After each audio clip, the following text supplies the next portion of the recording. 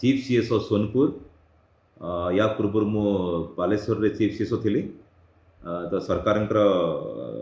ନିର୍ଦ୍ଦେଶ ପ୍ରକାରରେ ମୁଁ ବର୍ତ୍ତମାନ ସୋନପୁରରେ ବର୍ତ୍ତମାନ ଜଏନ୍ କଲି। ବର୍ତ୍ତମାନ ମୁଁ 2-3 ଦିନ ହେଲା ଜଏନ୍ କରିଛି ଏବଂ ସୋନପୁରର ବର୍ତ୍ତମାନ ଯାହା ଆମର as regard to food supply and consumer welfare department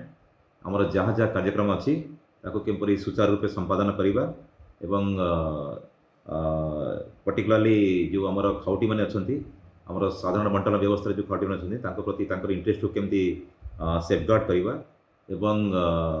apart from that आमर जो प्रोक्योरमेंट अच्छी आमर जो धान किणा प्रक्रिया ताकू केमती स्ट्रीमलाइन करवा सुरुखुरे जमी प्रोक्योरमेंट को आम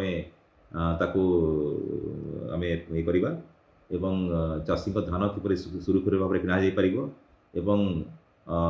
किपरि भाव आम तार प्रोसेसिंग करी मिलिंग करी चाउल पुणी आणिक आम सरकार को आम दबा एवं आम साधारण बंटन व्यवस्था बंटन करवा